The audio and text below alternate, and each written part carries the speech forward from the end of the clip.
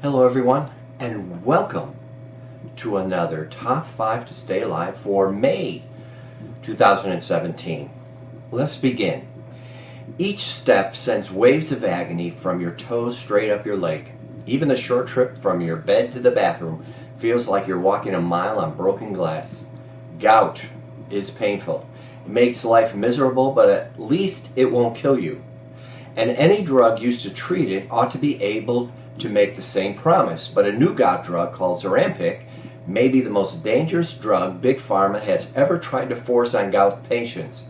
It can attack your heart and your kidneys and maybe even shave years off your life. And thanks to one of the most shocking votes in FDA history, it may be headed soon to a prescription pad near you by just one lousy vote. If the FDA unleashes AstraZeneca Zerampic on millions of Americans with gout, it may all be because of one measly vote. You see, an FDA advisory board recently recommended that the agency approve Zerampic, and that's scandalous enough.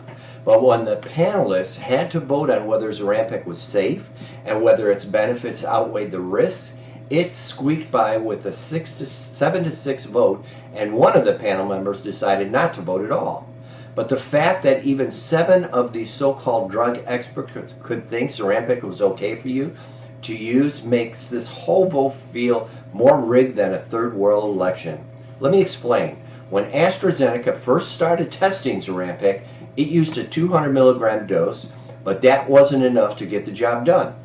People in the study were still experiencing gout flare-ups and were developing those painful needle-like uric acid crystals, so the company increased the dose to 400 milligrams, and that's when the problems really started. I'm talking about heart problems, major kidney issues, even an increased chance of death. Death to treat gout. No thanks. So AstraZeneca and the FDA are leaving gout sufferers with 2 options. Take a lower dose, which may not work at all, or double up on your pills and play Russian roulette with your life. That's some choice, huh? Believe it or not, one panel member even said that if Zerampic turns out to be too dangerous, after millions of us have been used as lab rats, the FDA can just take it off the market later. Are you kidding me? What rock has this guy been living under? You know by now there's a better chance of finding Bigfoot riding a unicorn than seeing the FDA pull an approved drug off the shelves. And trust me, Zerampic is headed for approval at warp speed.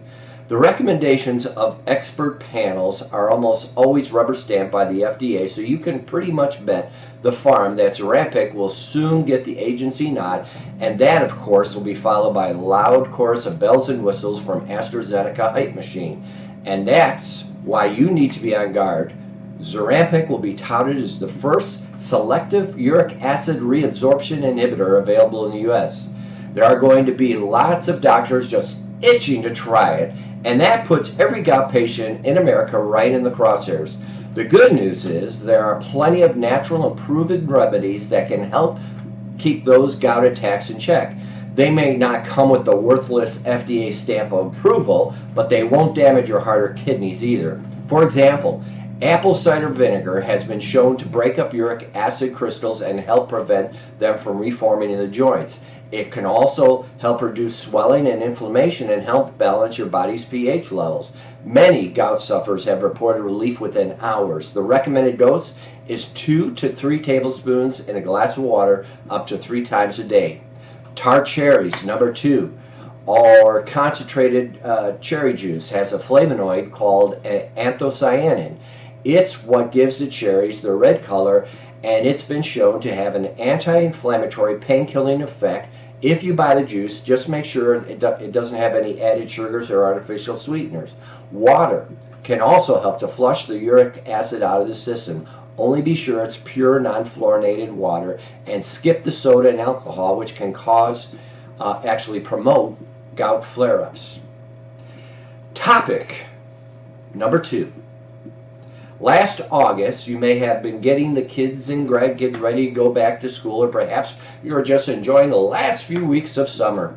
But at the CDC headquarters in Atlanta, there was a lot going on. The agency was quietly making plans to attempt one of the biggest power grabs ever.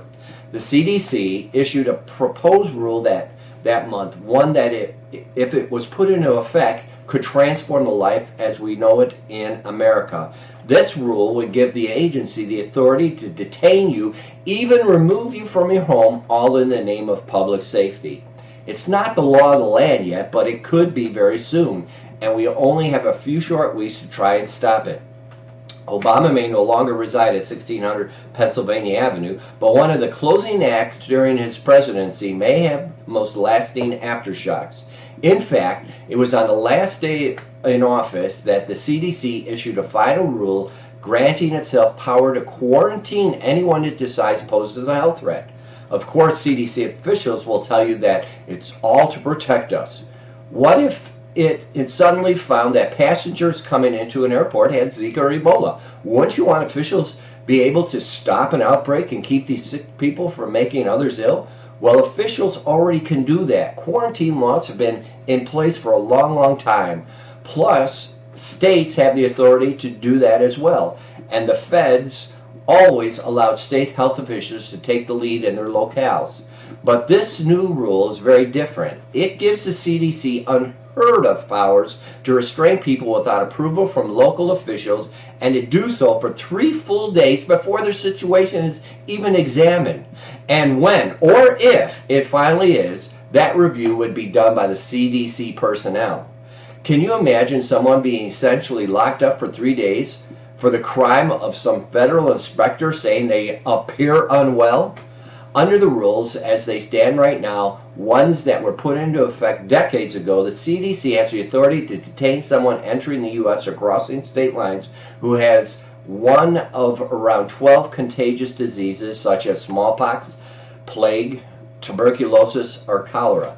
Now, if this new directive takes place, the agency's power have been inflated to capture and detain someone who simply has a high fever, a headache, cramps, or anything else the agency believes could be a sign of an infectious disease. This is absolutely unbelievable. Imagine being put under house arrest for having a headache or cramps, or worse yet, being taken away from your loved ones and maybe even detained at a federal facility. Even experts who believe that the feds need more power to control dangerous diseases are admitting that the definition of ill persons under this new rule could become so big that the CDC could target a much wider group of people. Another big issue at stake here are vaccines.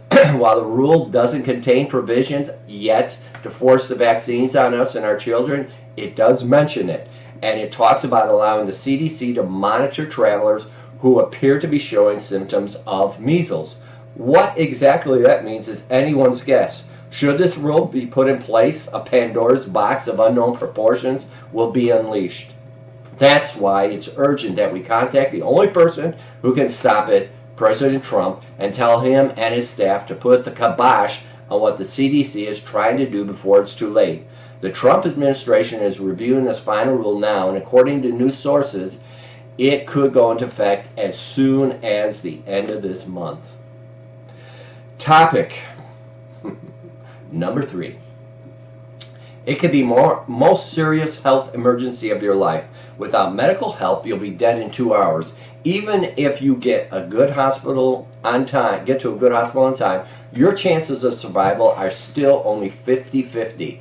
I'm talking about when an aneurysm on your aorta, the main artery in your body, ruptures. This deadly condition used to be extremely rare, but now reports both of aortic ruptures and tear in the aortic wall, called an aortic dissection, are on the rise. And researchers in Taiwan may have just discovered why.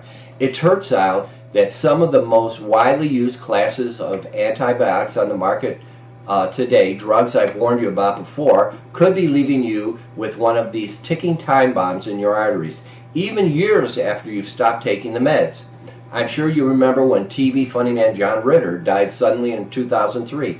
He was just 54. Ritter had an aortic aneurysm, which is a bulge or weakness in the main artery that takes blood from the heart to the rest of the body, and it bursts, and as it did with Ritter, you'd be in big trouble, as he was.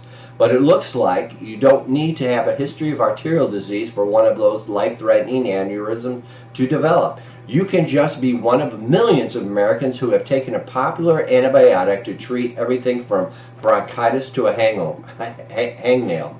You see, researchers at the National Taiwan University Hospital found that patients who had taken fluoroquinolones, I'm going to call them FQs from now on, antibiotics in the past 60 days have double the chance of having an aortic aneurysm or a sudden tear in the artery wall. Double! And FQs are the most frequently prescribed antibiotics in the U.S., so this new study should be an urgent wake-up call for all of us. The FQs you're probably most familiar with are Levaquin and Cipro, but I will give you a more complete list at the end of this topic. That risk would be bad enough if these drugs were only used in the most serious of cases, like treating bubonic plague. But as I've been telling you for years, doctors have handed them out like candy for sinus infections and urinary tract infections that could be treated with far safer antibiotics or without drugs at all.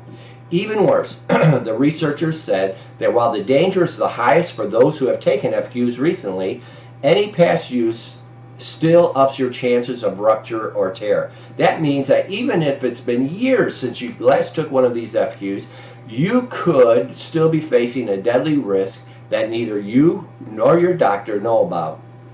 Now the drug companies and our government are acting like this is the latest research and some sort of earth-shattering surprise. But they shouldn't be. Just 7 years ago, the FDA added a black box warning to these antibiotics, warning that they can cause tendon damage such as ruptures and tendinitis. But here's the problem. The same collagen that makes up your tendons is also the major component of your aortic wall. In other words, Cipro or Levaquin can trigger an aortic aneurysm or even an artery tear in the same way that they can cause a tendon to rupture. And even when these dangerous drugs spare your life, they find plenty of other ways to make your life miserable. There is a secret document on these antibiotics that the FDA has been hiding from us for several years. One that told how it was our own staff had documented the dangers of peripheral neuropathy, that pain and tingling you can get in your hands and feet in people of all ages. These antibiotic drug users have been also reporting hallucinations, disorientations, and violent reactions after taking these meds. Not to mention those disabling tendon ruptures, the ones the FDA finally got around to warning us about. If you're taking these antibiotics now or have in the past, researchers are advising that your doctor screen you for aneurysms. And when it comes to get screened for an aneurysm, you can't be too careful, because by the time one of these things ruptures, it may already be too late. Some other FQ antibiotic drugs include Cipro, Levaquin, Avolex, Naroxen, Floxin, and Factive, and they can be either swallowed or injected. So be careful. Topic number 4. For heart failure patients, it's a double dose of trouble. First, the condition itself can lead to depression. Then, the drugs prescribed to treat depression can cause worsening heart problems. And the kicker? These meds are typically useless. A new study has found that handing out antidepressants to heart failure patients is about as effective as trying to start a fire with a wet match. But the researchers did find something that does work, and it's so amazingly logical that you just might not believe the mainstream could have ever come up with it. If you or a loved one have been diagnosed with heart failure, you know it comes with so many different meds, you might think you've moved into a pharmacy. On average, heart failure patients take around 10 doses a day of 7 different prescription drugs, and very often that includes an antidepressant. But here's where things start to go off the rails. The most commonly handed out antidepressants, which are serotonin reuptake inhibitors, SSRIs, from now on I'll call it that, have been long associated with various side effects, many having to do with heart itself. And since we've known about this risk for some time now, you would think that these drugs would be the very last thing given to those with heart failure. Yeah, you would think. For a short sampling of what we know about antidepressants on the heart, take a look at these examples. 5 years ago, the FDA warned that the serotonin reuptake inhibitors, the drug Celexa, can cause changes in the electrical activity of the heart, triggering a potentially fatal heart rhythm. A study by Emory University, also done 5 years ago, found that antidepressants such as the SSRIs can up your risk of heart disease and stroke by causing you to develop thicker arteries And we're talking about carotid arteries, the ones in your neck that send blood to your brain. Number 3, 12 years ago, researchers from the National Institute of Health put out a warning that antidepressants, SSRIs, can cause numerous heart problems, including arrhythmias, and those findings came from the studies of people who didn't have heart disease. So can you imagine what these drugs might do to someone suffering from heart failure? And of course, doctors will tell patients that it's just because of their heart disease. It's absolutely unbelievable that these meds are still allowed to be prescribed to anyone, let alone heart patients. And now we know that they don't even work for them.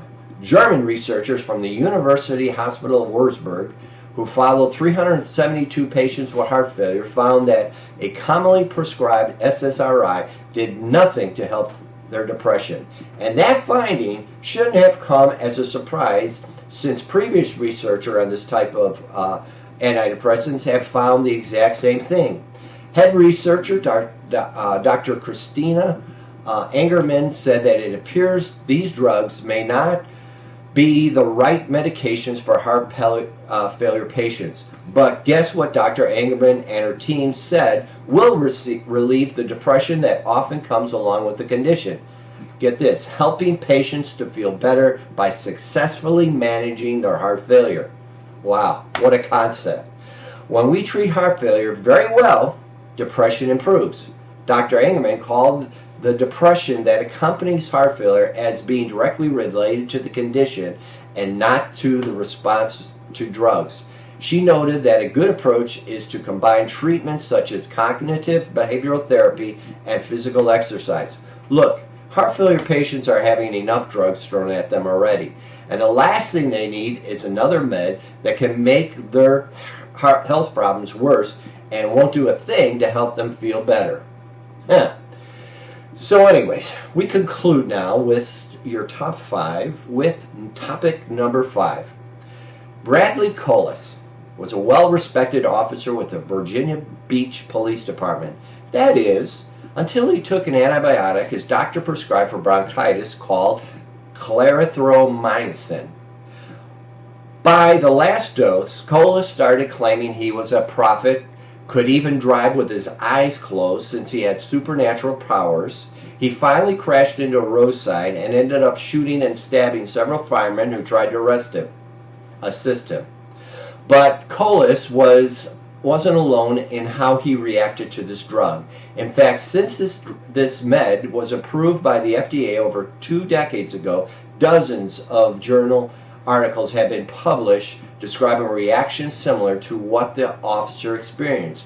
Now, a recent study has found out just how big the risk might be of exhibiting bizarre behavior while on clarithromycin. And it turns out to be much, much higher than it was previously imagined.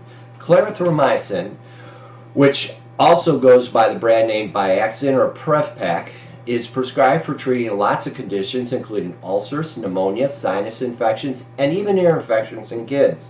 And people of all ages have been suffering horrific psychiatric side effects when taking it for about as long as it has been on the market.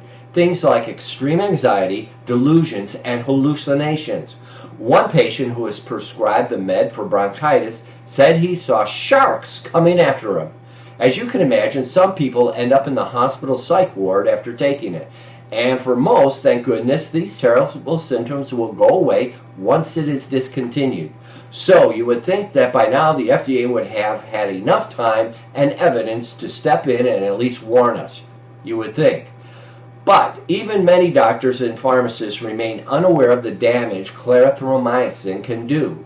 When Officer Collis first started suffering the effects of the drug, he called his doctor's office and the pharmacy where he filled the drug.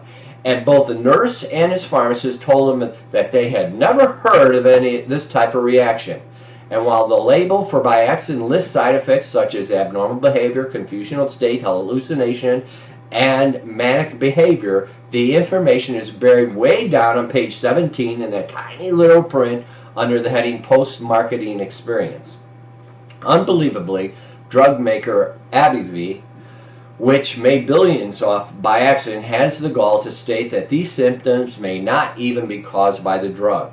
Well, I wonder what they'll say about this. A new study that looked at well over 60,000 people who took clarithromycin discovered that those prescribed it are 5 times likelier to experience a psychotic episode.